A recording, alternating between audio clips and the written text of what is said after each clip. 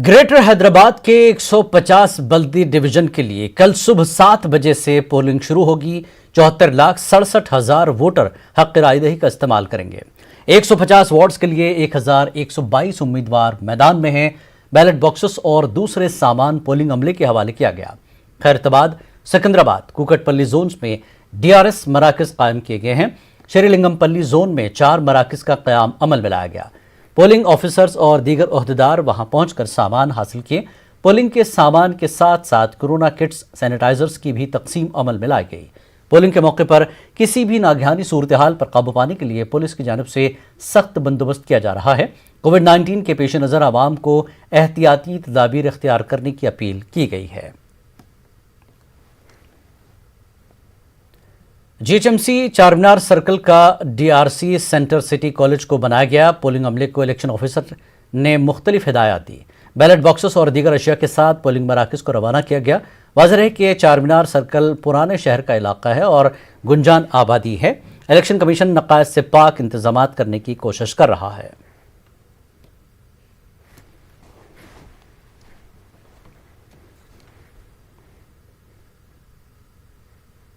GHMC इंतखाबात के लिए हैदराबाद सिटी पुलिस ने सिक्योरिटी के वसी तर इंतजाम किए हैं और दोनों शहरों में 22,000 पुलिस फोर्स तैनात की गई है। पुलिस कमिश्नर हैदराबाद अंजनी कुमार ने बताया कि 1 दिसंबर को इलेक्शन के लिए नीम फौजी दस्ते और रियासती पुलिस के अमले को तैनात किया गया है। Striking force, emergency response team को भी तैनात किया जा रहा है और 293 पुलिस पिकेट्स इंतहाई हसास इलाकों में तैनात किए जा रहे हैं। 6 आर्म्ड पुलिस की खुसूसी टीमें कायम की गई हैं। उन्होंने कहा कि 2146 पोलिंग स्टेशन हैं जहां पर हस्ब मामूल रायदही होगी, जबकि 1517 हसास और 167 इंतहाई हसास पोलिंग स्टेशंस की निशानदही की गई है और इनके लिए 406 मोबाइल पार्टीज कायम की जा रही हैं। अंजनी कुमार ने कहा कि रायदही के दिन 29 बॉर्डर चेक पोस्ट कायम किए गए हैं। इसी तरह साइबराबाद और रच्चाकुंडा में भी सिक्योरिटी के वसी तरीन इंतजाम किए जा रहे हैं।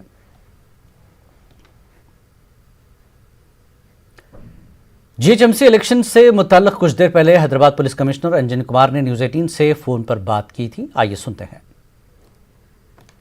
फुल होगा, इम्पार्शियल होगा, फ्री होगा और इसीलिए मैं पूरे अवाम से गुजारिश करता हूं कि जितने भी एलिजिबल कैंडिडेट हैं जी वोट के लिए जी जो भी वोटर्स हैं वो जरूर कल आएं और ज्यादा से ज्यादा परसेंटेज में अपना वोट कास्ट करें। जी ये केवल आपका हक नहीं है, ये आपकी जिम्मेवारी भी है। हर जगह हमारी इंतजामात बंदोबस्त हैं, जी फोर्सेस हैं, सीनियर ऑफिसर्स हैं, मोबाइल पार्टीज हैं, स्पेशल स्ट्राइकिंग पार्टीज हैं। जी ये सब आपके लिए है। तो आप आइए, आप अपना वोट डालिए और हैदराबाद को मजबूत बनाइए। कैंडिडेट को एक गाड़ी मिलेगी जी और उसी गाड़ी में उसके एजेंट भी बैठेंगे।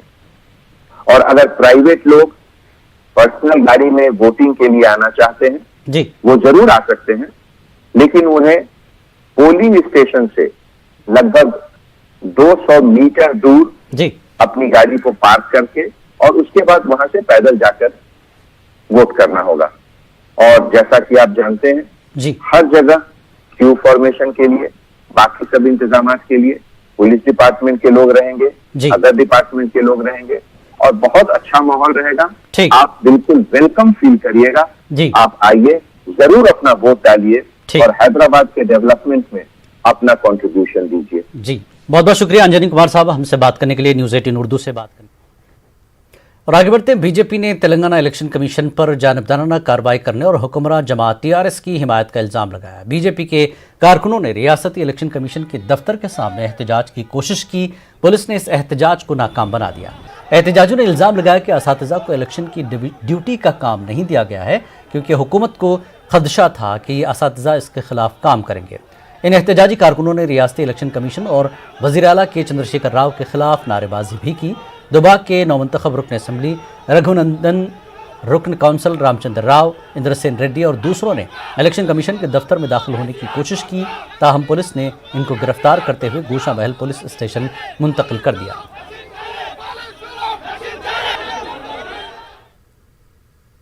तेलंगाना के वज़ीर ख़जाना टी हरीश राव ने बीजेपी को तनकीद का निशाना बनाया। उन्होंने कहा कि बीजेपी पर आने वाले इलेक्शन में हार का खौफ तारी है, इसलिए टीआरएस पर बेबुनियाद इल्ज़ामात आयद कर रही है। उन्होंने बीजेपी लीडरों से सवाल किया कि वो गुज़श्ता 6 सालों के दौरान हैदराबाद की तरक्की के लिए क्या किया है। इस बुनियाद पर आवाम से वोट मांगे। ఎన్నికల కమిషన్ ఆఫీస్ ముందు బీజేపీ నాయకులు ధర్నా చేయడం అంతా కూడా ఒక డ్రామా. బీజేపీ నాయకుల ధర్నా ఒక డ్రామా. వారు ఈ ఎన్నికల్లో అనేక ప్రయత్నాలు చేసినారు. 10-12 మంది కేంద్ర మంత్రులను, జాతీయ అధ్యక్షులు నడ్డా గారు, హోంమంత్రి గారు, చివరికి ప్రధానమంత్రి గారిని కూడా తీసుకొచ్చి ఎన్ని ప్రయత్నాలు చేయాలో అన్ని ప్రయత్నాలు చేశారు. కానీ వారి ప్రయత్నాలు ఫలించకపోవడంతో ఫ్రస్ట్రేషన్లో ఈరోజు ధర్నాలకు కూడా దిగుతా ఉన్నారు. तेलंगाना बीजेपी ने जीएचएमसी इलेक्शन में तमाम तर तवानाई झोंकने के बाद अब मजहबी तरीका अख्तियार किया है। बीजेपी दफ्तर में इलेक्शन में कामयाबी के लिए हवन किया गया। इस प्रोग्राम में रियासती बीजेपी सदर बंडी संजय, मरकजी ममलिकती वज़ीर दाखिला जी किशन रेड्डी और दीगर लीडरों ने शिरकत की और पार्टी उम्मीदवारों की कामयाबी के लिए खुसूसी पूजा की।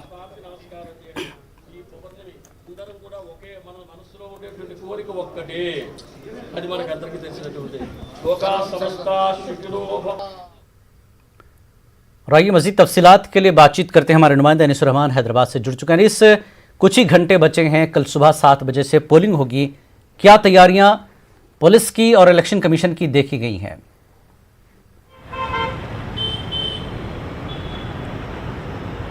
जी जिलानी, बहुत बड़े पैमाने का इलेक्शन है ये। तकरीबन 75 लाख जो है वोटर्स जो इस इलेक्शन के लिए रजिस्टर्ड हैं। कुल 150 वार्ड्स हैं और इसमें जो 4 अजला के जो है हिस्से शामिल हैं। तो इसे अगर ये कहा जाए कि ये एक मिनी असम्बली इलेक्शन है तो कोई गलत नहीं होगा। तमाम जो है तैयारियां मुकम्मल हो चुकी हैं। तकरीबन 50,000 जो लोग हैं, पुलिस और जो दूसरा अमला होता है वो इस काम में लगाया गया है। तमाम जो तैयारियां हैं वो तैयारियों के साथ जो है कल सुबह 7 बजे से पोलिंग का आगाज़ होगा। ख़ास तौर पर नौजवानों से ये अपील की जा रही है कि वो कल जो है कल का दिन छुट्टी ना मनाएं, बाहर निकलें और वोट डालें। बाद में आपको शिकायत करने से बेहतर ये है कि आप अभी जो है आपके जो भी मसाइल हैं उसको मद्देनज़र रखते हुए अपने हक़ राय दही का इस्तेमाल करें। देखा गया था कि 2018 अक्टूबर में और उसके बाद 2019 अप्रैल में जो असम्बली और पार्लियामेंट का इलेक्शन हुआ था हैदराबाद में, तो यहाँ पर जो है राय दही का तनासुब बहुत ही कम था। ख़ास तौर पर दोपहर तक तो इस तरह का मंजर था कि जो है जो पोलिंग बूथ में जो ऑफिशियल्स है वो इंतज़ार कर रहे थे कि लोग आएँ और अपना जो है हक़ राय दही का इस्तेमाल करें। तो ये सूरत हाल जो है हैदराबाद में ऐसी होती जा रही है कि लोग पोलिंग डे को, इलेक्शन के दिन को छुट्टी की तरह मना रहे हैं। कल टीआरएस के वर्किंग प्रेसिडेंट केटीआर ने भी जो अपने आखिरी अल्फाज थे उनके जो कैंपेनिंग का जो अख्तिताम था, उन्होंने यही रिक्वेस्ट के साथ किया। और तमाम जो दूसरी पार्टियां हैं, मजलिस इत्तेहादुल मुस्लिमीन और दूसरी जो पार्टियां हैं, उन्होंने भी यही रिक्वेस्ट की है कि नौजवान ख़ास तौर पर आएँ और अपने हक़ राय दही का इस्तेमाल करें। मैं ये भी बताता चलूँ कि जो कोविड के पेशेंट्स हैं उनके लिए भी इंतजाम किए गए हैं। कल शाम में 6 बजे पोलिंग के अख्तिताम के बाद भी 1 घंटा जो है वो कोविड के जो मरीज़ हैं या उनको किसी किस्म की अलामात हैं तो वो भी जो है आ सकते हैं और अपने हक़ राय दही का इस्तेमाल कर सकते हैं। तो कुल मिलाकर आवाम को बहुत ज़्यादा सहूलतें फराहम की गई हैं कि वो जो है राय दही में हिस्सा ले सकें। अनीस रहमान, एक चीज़ और है, ईवीएम पर न होकर बैलेट पर ये इलेक्शन हो रहा है, तो काफ़ी एक अरसे के बाद जो है बैलेट पर ये इलेक्शन हो रहा है। इसकी तैयारी क्या कैसे कराई इलेक्शन कमीशन ने? क्या आवाम को शऊर बेदारी प्रोग्राम दिया गया है कि कैसे उन्हें अपने वोट का इस्तेमाल करना है?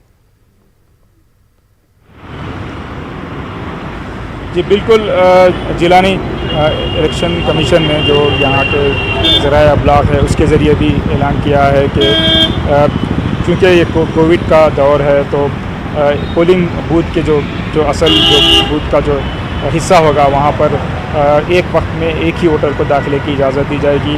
जी। जो भी जो वोटर्स हैं वो बग़ैर मास्क के ना आएँ और वहाँ पर सैनिटाइज़र्स का भी खुसूसी तौर पर इंतज़ाम किया गया है। तो कुल मिलाकर ये जो बल्दिया का इलेक्शन है बैलेट के ज़रिए होगा और जो कोविड के जो प्रोटोकॉल्स हैं उसके साथ होगा। आवाम को बाशऊर बनाने के लिए काफ़ी कोशिशें की गई हैं जिला में। जी, बहुत बहुत शुक्रिया अनीस और रहमान इस जानकारी के लिए। तो आगे बढ़ते हैं अगली खबर की तरफ। क्रिकेट बेटिंग पर एतराज़ करने पर बरहम नौजवान ने अपनी मां और बहन को जहर देकर हलाक कर दिया। ये वाक़या तेलंगाना के ज़िला मेडचल मलकाजगिरी में पेश आया।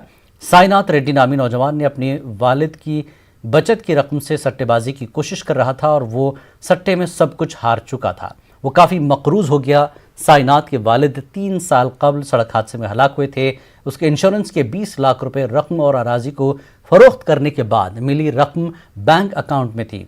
मुलजिम ने बाप की बचत की रकम इस्तेमाल करने की कोशिश की तो उसकी बहन अनुषा ने एतराज़ किया। उसने खाने में जहर मिला दिया और काम पर चला गया। माँ और बेटी ने खाना खाया और बीमार पड़ गईं। ताहम उनकी आखिरी रसूमात के बाद साईनाथ ने अपने अरकान ख़ानदान को सच्चाई बताई। अरकान ख़ानदान की शिकायत पर पुलिस ने साईनाथ को तहवील में ले लिया।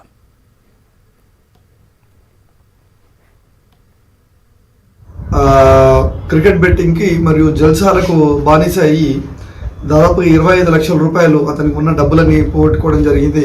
ఇవేవి కూడా మదర్ కానీ సిస్టర్ కానీ తెలీదు. అవి తెలిస్తే వాళ్ళు నన్ను ఇంట్లో నుంచి పంపించేస్తారనేది ఒకటి. ఇంకా అవి కాకుండా ఇతను వివిధ రకాల యాప్లలో ఈజీగా డబ్బులు లోన్స్ ఇచ్చే యాప్లలో లోన్స్ తీసుకున్నాడు.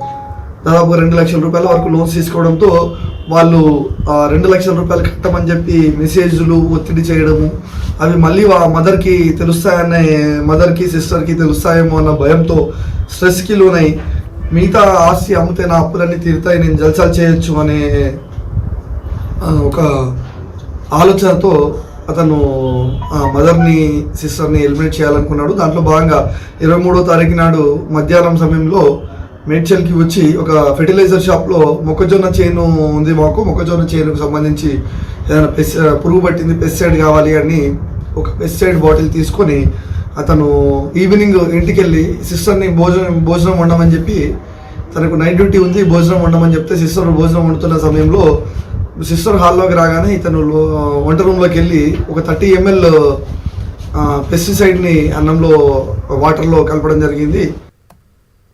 वक्त एक ब्रेक का ब्रेक के बाद रुख करेंगे आंध्र की खबरों का।